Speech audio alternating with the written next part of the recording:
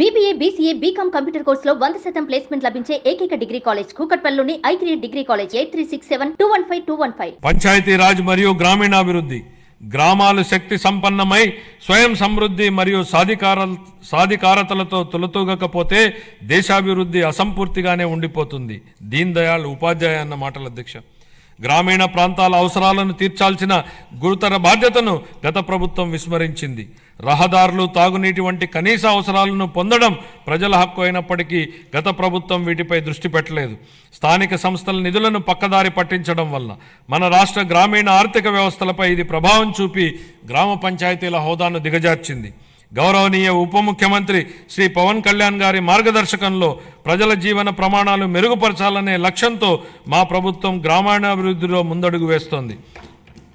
ప్రజల చురుకైన భాగస్వామ్యంతో మా ప్రభుత్వం సమగ్ర గ్రామ పంచాయతీ అభివృద్ధి ప్రణాళికలను రూపొందించి గ్రామాలలో సిమెంట్ రోడ్లు, తార్ రోడ్లు, పశువుల పాకలు తదితర 30,000 పనులకు మంజూరు చేయడం జరిగింది.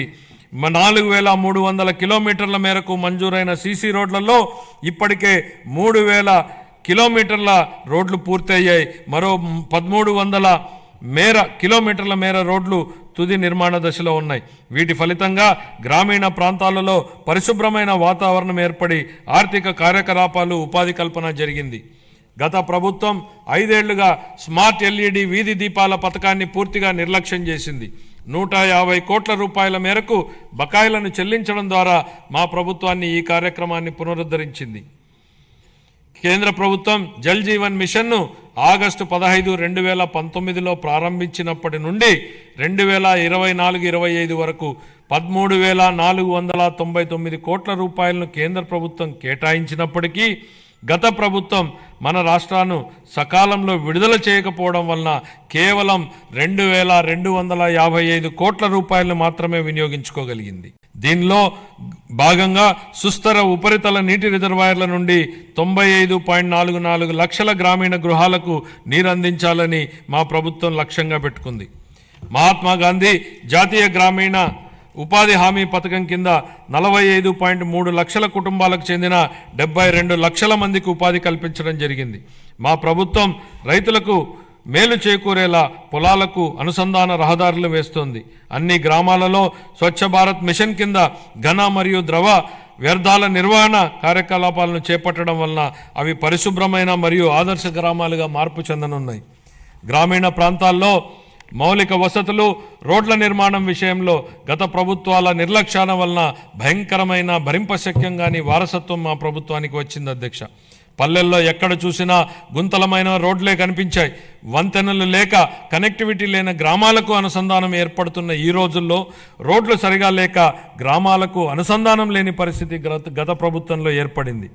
ప్రధానమంత్రి గ్రామీణ సడక్ యోజన, ఆంధ్రప్రదేశ్ గ్రామీణ రహదారుల అనుసంధాన మరియు ప్రాజెక్టు మరియు జాతీయ వ్యవసాయ మరియు గ్రామీణాభివృద్ధి బ్యాంకు నిధుల కింద ఈ రోడ్లను అభివృద్ధి చేసే ప్రయత్నాలను ప్రారంభించాం. అన్ని వాతావరణ పరిస్థితులను తట్టుకోగలిగే రహదారులను నిర్మించి అనుసంధానతను కల్పించే దిశగా PM జన్మన్ పథకం మన రాష్ట్రంలో అమలు చేయబడుతోంది. 2025-26 ఆర్థిక సంవత్సరానికి గాను పంచాయతీరాజ్ మరియు గ్రామీణాభివృద్ధి శాఖకు 18,847 కోట్ల రూపాయల కేటాయింపును ప్రతిపాదిస్తున్నారు. పట్టణాభివృద్ధి. వేగంగా పెరుగుతున్న జనాభా దృష్ట్యా సమర్థవంతమైన పట్టణ ప్రణాళికను రూపొందించడం చాలా ముఖ్యం. పెరుగుతున్న పట్టణీకరణ అవసరాలను తీర్చడానికి అనుగుణంగా అభివృద్ధి చెందుతున్న నగరాలు మౌలిక సదుపాయాలను కలిగి ఉండాలి. రాష్ట్రాన్ని సర్వనాశనం చేసేలా ప్రణాళికాబద్ధంగా వికేంద్రీకరణ మంత్రాన్ని జపించిన గత ప్రభుత్వం బిల్లుల చెల్లింపు విషయానికి వచ్చేటప్పటికి మాత్రం కేంద్రీకృత విధానాన్ని అమలు చేసింది.